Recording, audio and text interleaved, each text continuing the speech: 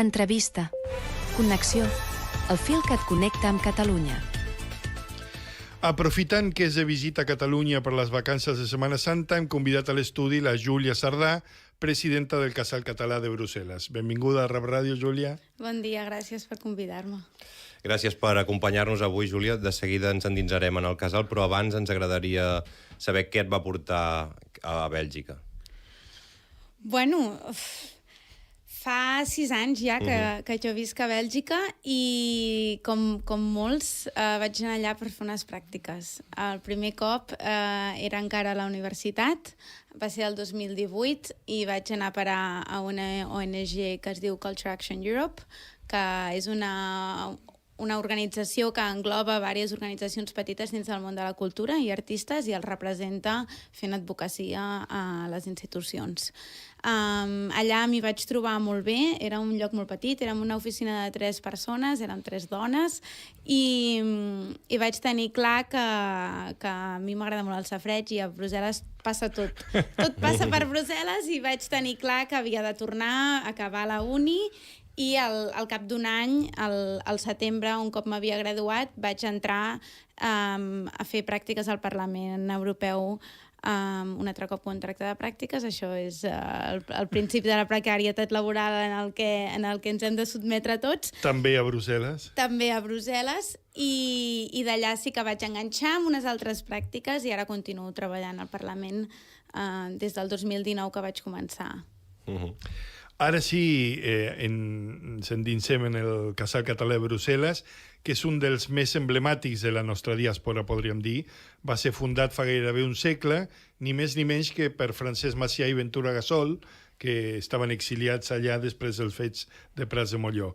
Quin pes, no? Quina responsabilitat tens a les espatlles, Júlia? Molta. Jo crec que és també un pes, una responsabilitat, però un honor per a tots els que formem part del casal saber que seguim donant vida a una institució, si em permeteu, fundada per Francesc Macià, òbviament, en uns temps difícils i que a més a més, per desgràcia, les persones que estaven al casal no fa gaires anys van tornar a experimentar el que era acollir exiliats. I el casal va fer aquesta funció també i la segueix fent, no? Sempre diem que el casal ha de ser casa de tothom i òbviament és una responsabilitat, un honor i alhora fa que estiguis orgullosa també de dir, bueno, estem donant continuïtat amb un equip de persones que tots ho sentim de la mateixa manera, que això també és important. Molt. Sí, sou una junta molt jove. No sé quina és la vostra proposta pel casal. Una de les coses que estem intentant és repartir-nos molt bé tasques per tal de, com dèiem fins ara, assegurar-nos la sostenibilitat del casal, no? Al final creiem que per valors democràtics hi ha d'haver rotació a qualsevol mena d'organització i entitat, però segon perquè seria una pena que un lloc amb 95 anys d'història fundat per Francesc Macià s'acabés perquè algú està cremat. Clar. O sigui, seria un ridícul. I, per tant, una de les coses que intentem és prioritzar i repartir-nos tasques que hi veiem sentit, no? És a dir, si una cosa depèn d'una sola persona o de mi, doncs potser no es fa. Si una cosa s'ha fet tota la vida, però aquest any no hi ha ningú disponible el dia X per anar a fer això que s'ha fet tota la vida, doncs potser aquest any no es fa i no passa res. Clar. I també intentem que els nostres participants, socis, a les festes que fan, col·laborin, no? Amb grups de voluntaris o, un exemple fàcil, a la Calçotada som 160 persones. Uau. No serem nosaltres i no estem pagant un preu de restaurant qui es posarà a servir a 160 persones. Clar. Llavors fem un capità per taula, cadascú s'encarrega de gestionar la seva pròpia taula, hi ha una hora on no fem servei de bar, només hi ha les begudes gratuïtes perquè tothom pugui com a mínim dinar tranquil·lament durant una estona, i jo crec que aquestes petites accions i canvis ajuden a posar en valor la feina, perquè al final som tots voluntaris i voluntàries, ajuden a posar en valor la feina dels voluntaris i voluntaris i alhora a fer que tothom se senti més partícip i més propietari, entre cometes, d'aquesta comunitat, no? També és la meva comunitat, també participo d'aquesta comunitat, també la faig créixer sense tenir, per exemple, el compromís de dir no, és que jo no vull fer reunions cada 15 dies, no és que jo no vull, d'acord, ser el tresorer d'un lloc, no és que jo no vull ocupar-me de l'esplai, no, però el que pots és venir una estoneta abans, mitja hora abans d'un esdeveniment, o quedar-te després a ajudar a recollir, o dir, doncs jo m'ofereixo per portar al bar durant un torn, i aquestes coses són les que estem intentant incentivar des de fa un parell d'anys sobretot, per tal d'això, d'assegurar també que tothom s'ho passa bé i que no fer un acte gros no significa que jo aquell dia estaré superatabalada. Hi ha 3 persones que li cau tot a sobre. Clar. No, que la gent tingui ganes de participar. Clar. Quin és el perfil del soci del Casal de Brussel·les? És molt variat. Majoritàriament, històricament, han sigut famílies. Tenim uns 400 socis en quotes 200 i pico, perquè tenim la quota reduïda de jubilats o estudiants, tenim la quota familiar i la quota individual, i històricament la majoria de quotes han sigut familiars, de gent doncs, que acaben fent família a Brussel·les, que per tant també són famílies mixtes, que això vol dir que obren la comunitat també a altres comunitats, no necessàriament únicament belgues, sinó també italianes, poloneses, sueques, el que sigui. Clar, si una cosa tens a Bèlgica és aquesta varietat. Exacte. Però des de, sobretot, la creació de la colla castellera dels màneques de Brussel·les, que tenim molts més socis joves també. El públic a què hem atret amb la colla castellera és un públic molt més jove i això també ens ha fet créixer i diversificar una mica les nostres activitats.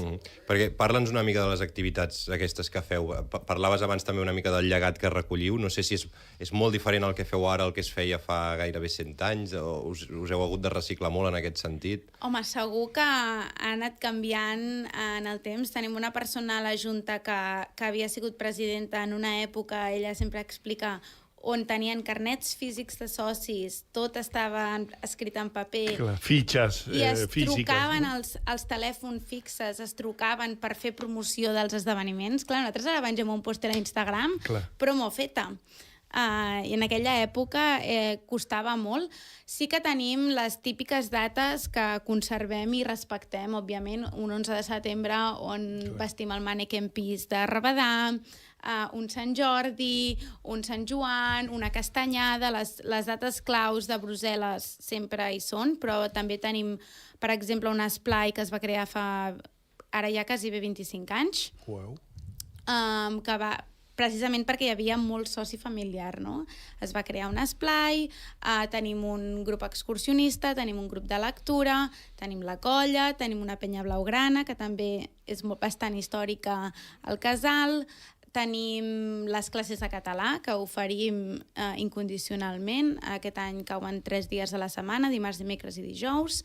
I què més tenim? Segurament em deixo alguna cosa, però molts grups permanents. Ara em sabria greu oblidar-me d'algú. Júlia, ja que parlem d'activitats, em sembla que esteu preparant una de grossa, no? Per primera vegada estem preparant un festival musical i sort que no ho estem fent sols, perquè si no, no sé si seria viable. Ho fem amb l'Espai Valencià belga, que té uns 5 anys d'història, més o menys, i la Euskal Etxea, que són la comunitat basca. I, òbviament, hem intentat en els últims anys trobar sinergies, perquè al final estem tots allà per la mateixa causa, i hem fet algunes coses més petites. Amb l'Espai Valencià sempre fem el Sant Jordi conjuntament, amb l'Euskal Etxea des de l'any passat vam intentar donar-li un aire nou al Sant Joan, i aquest any ho tornarem a fer perquè és una festa que celebrem conjuntament.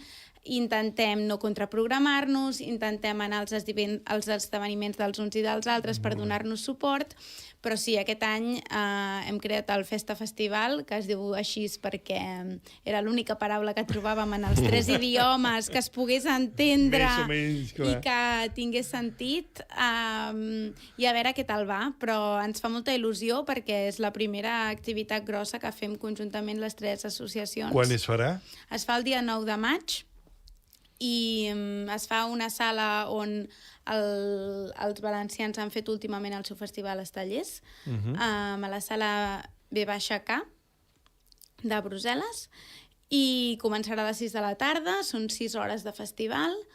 Hem intentat que sigui el més semblant a un festival a Catalunya o als nostres llocs d'origen possible.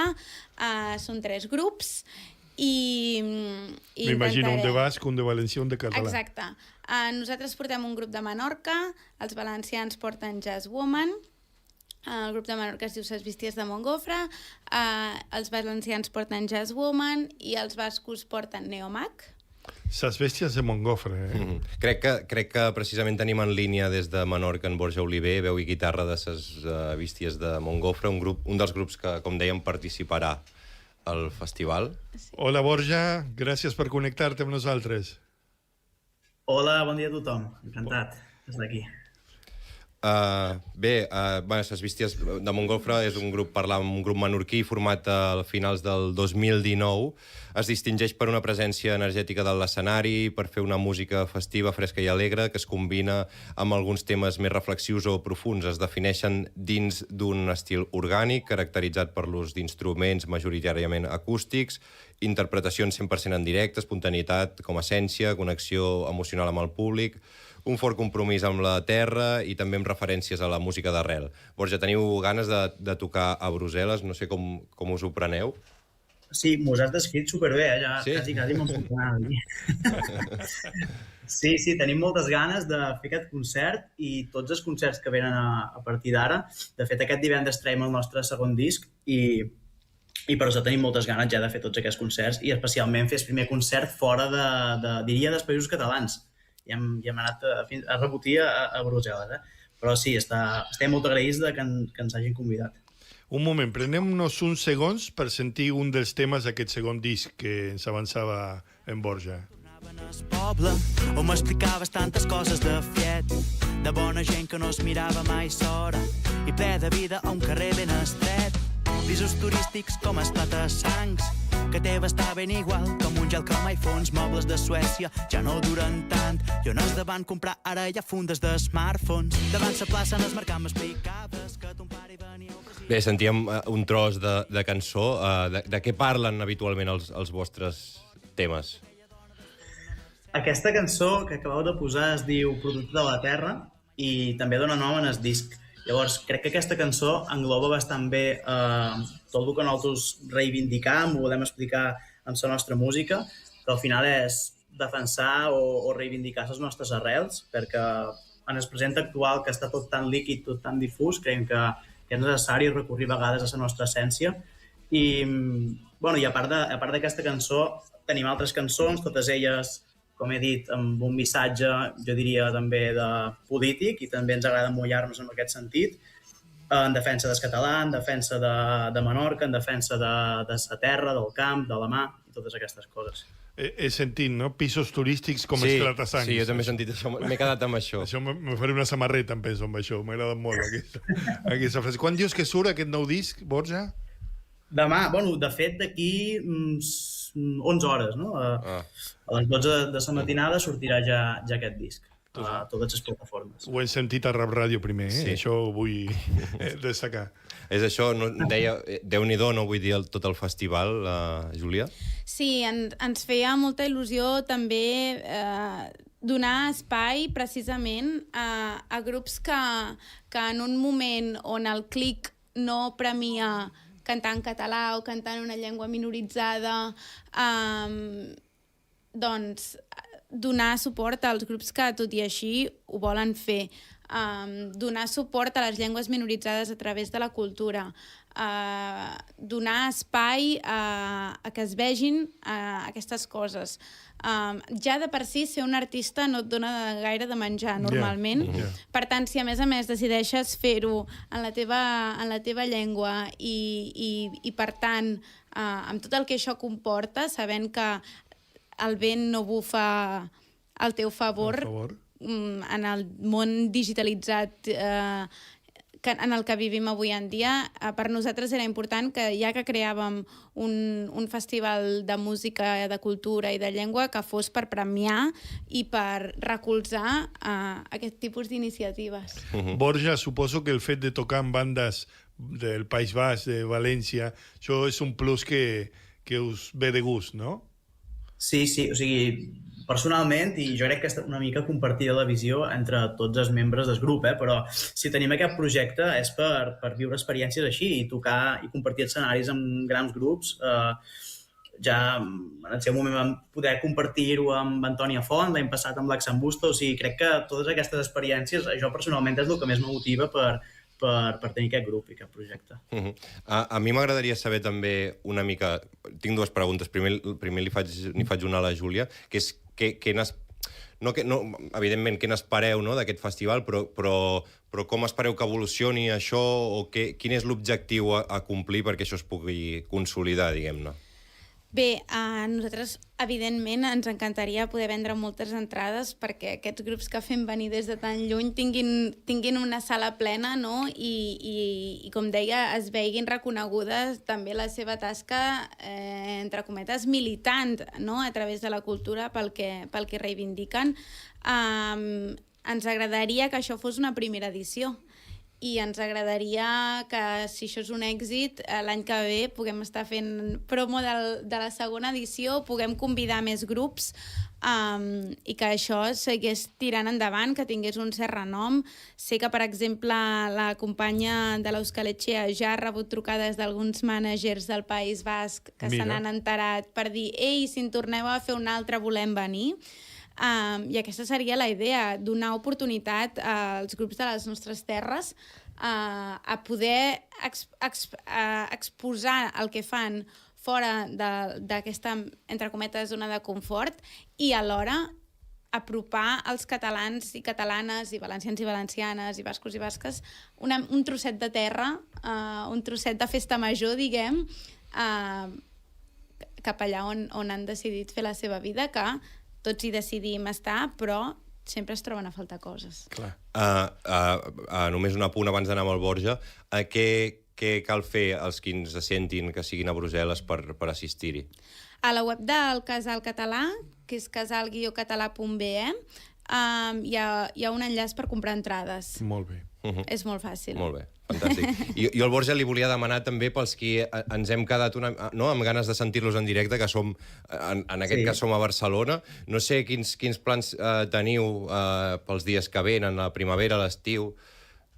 Tenim un concert de presentació a Barcelona, que al final nosaltres som menorquins, però portem més de 10 anys, molts vivint a Catalunya. Ara hem sortit de Barcelona, però encara vivim a Catalunya. Llavors és com una segona casa, hem fet arrels allà, també tenim parelles, amics, companys de feina. Llavors era important també fer un concert a Catalunya. I el farem a la casa de Menorca, que està a Barcelona, carrer Diputació, i allà farem la presentació oficial del disc. I després, durant la tardor, també tenim tancats alguns concerts no sé si es pot dir o no, però tenim algunes sales a Vic, a Girona, o sigui, intentarem fer una gira més autofinançada, diguem, però també fem més concerts a Catalunya. Molt bé. Doncs fantàstic. Malauradament, Borja, Júlia, ho hem de deixar aquí, però també us puc avançar que des de Rau Ràdio hem decidit desplaçar un equip a Brussel·les per seguir tot aquest festival des d'allà mateix, fer entrevistes, seguiment, gaudir amb vosaltres d'aquest esdeveniment, que crec que això serà èpic. De la manera que ens ho estàs explicant, fa tota la pinta que serà èpic. Creuem els dits, esperem que sí. Ens fa molta il·lusió rebre-us i convidar-vos al festival. Borja, ens veiem a Brussel·les. Ens veiem, moltes gràcies a vosaltres i especialment Júlia, ja ens veurem. I moltes gràcies per tot. Adéu, Borja.